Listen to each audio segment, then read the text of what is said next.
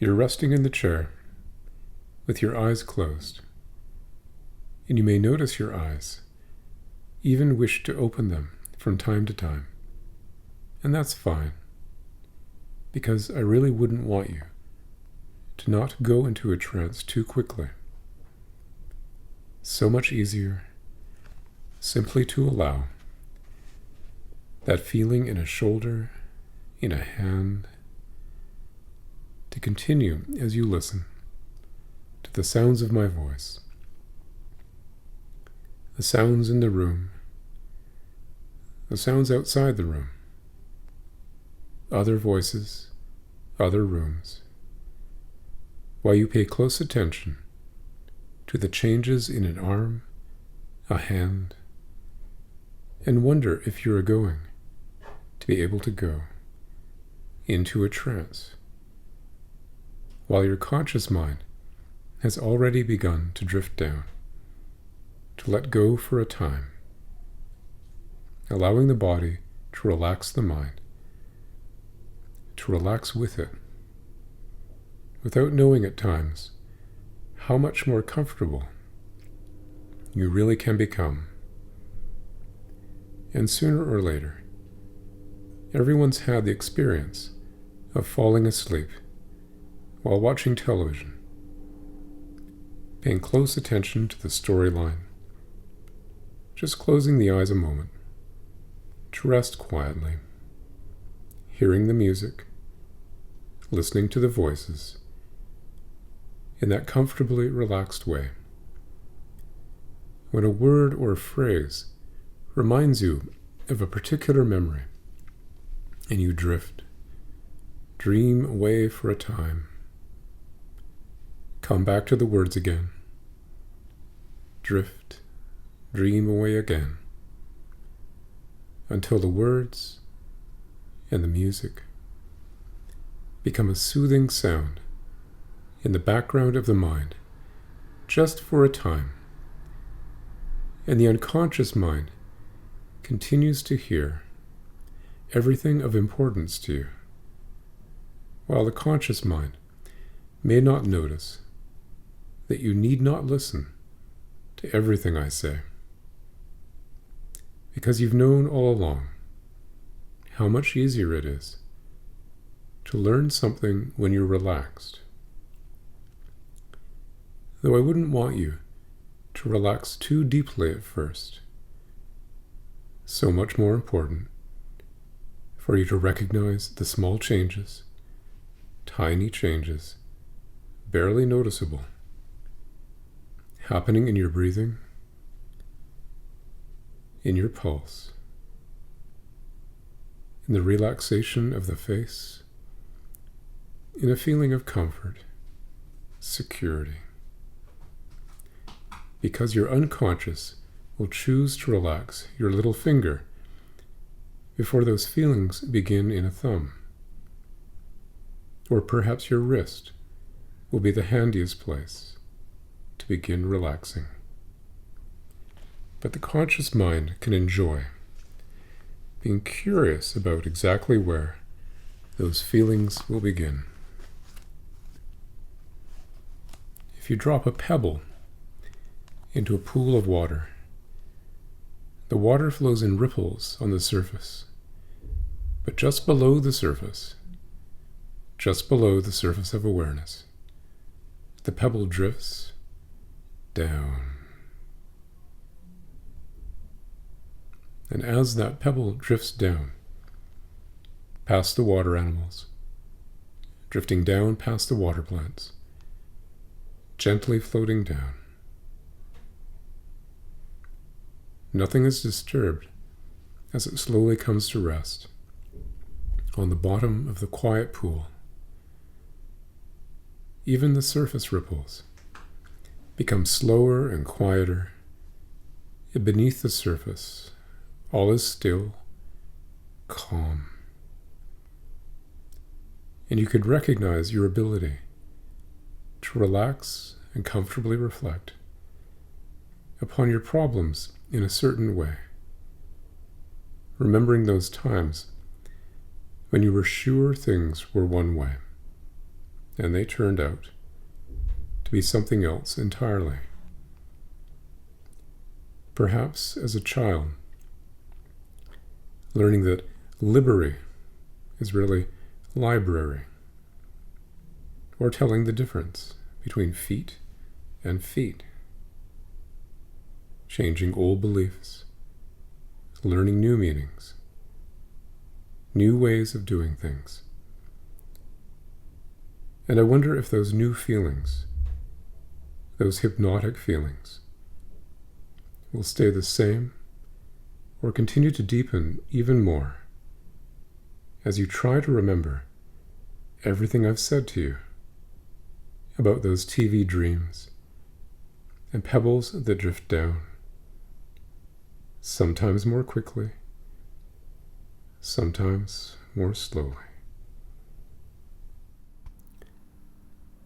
Each of you has a brain that you use in everyday life, that thinks and understands and remembers, and you depend on it to provide you with the abilities needed to take care of things for you. But I wonder if you know that the neurons in that brain can inhibit each other or excite each other, so that when the neurons fire, they excite others, and when other neurons fire, they inhibit the others and keep them from responding at all.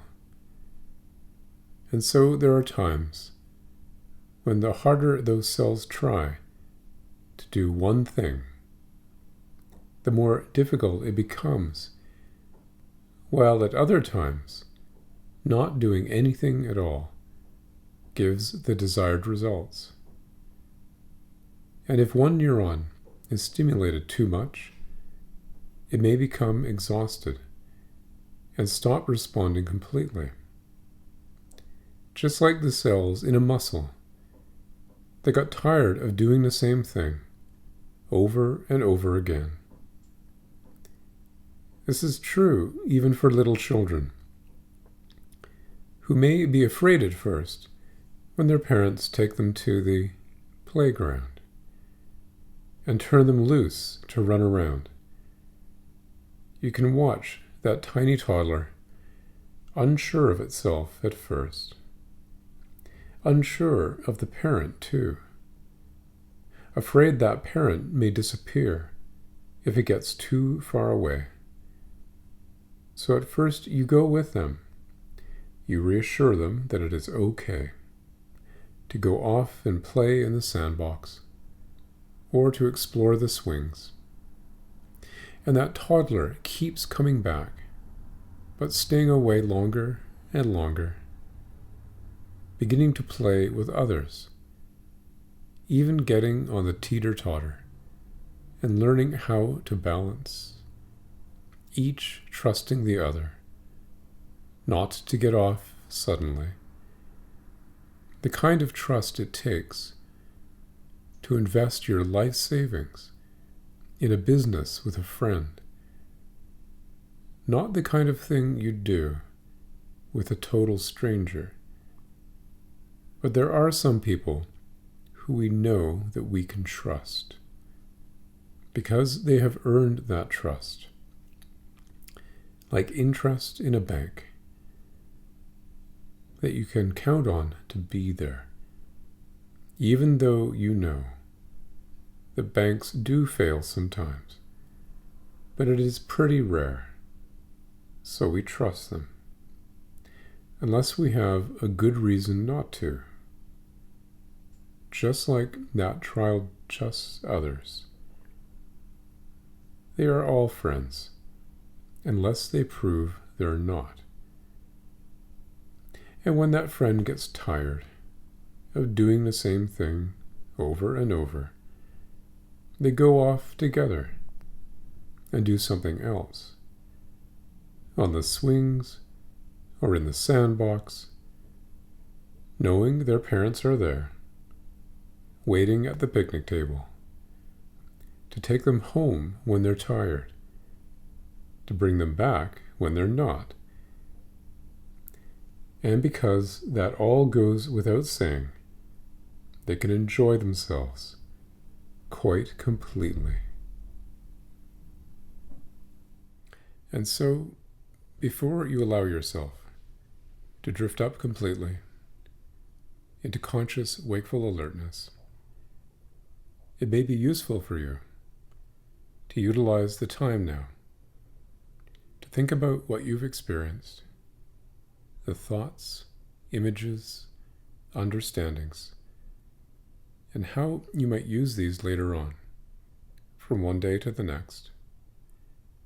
Because you have an unconscious mind, and you have a conscious mind, and those two minds can learn from your experiences today some things you can utilize to deal more effectively with those things that have been problems for you before. And so, before you continue to drift up into conscious awareness, normal wakeful awareness, it is your privilege to use this comfortable self-awareness to become more aware of those things you can use later on. Those learnings, abilities, and skills you may have overlooked before, to give you a new view of the possibilities for a new way of thinking and feeling and doing things. That's right. Take some time now, a brief time that seems to be a long time, to review and plan, at some level of awareness, those things you will do later on, those things you may change later on, as you begin to use more and more of you.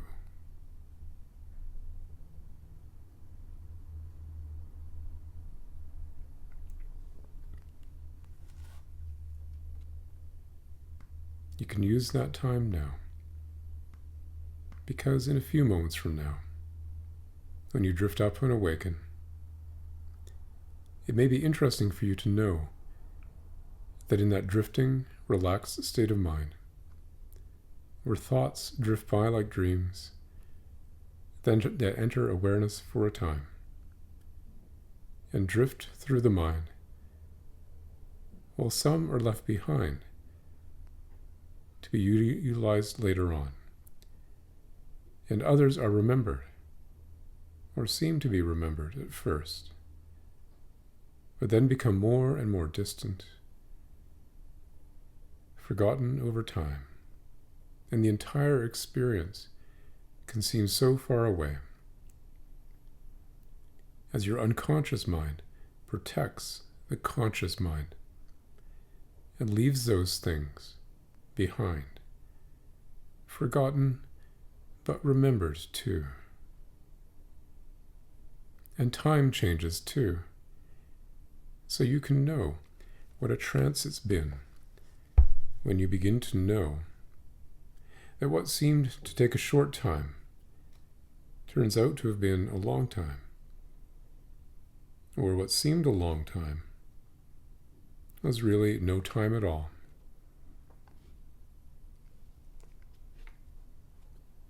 So for now, as the unconscious mind allows the conscious mind to become more aware of sounds in the room, the sound of my voice, the sensations in an arm, a leg, the variety of thoughts and feelings as the conscious mind drifts up, and conscious, wakeful awareness returns quite completely now. Up to the surface of wakeful awareness, restfully refreshed, comfortably awake, even as the mind drifts up completely and the eyes are allowed to open now. That's right, eyes open. And wakeful awareness returns quite completely now.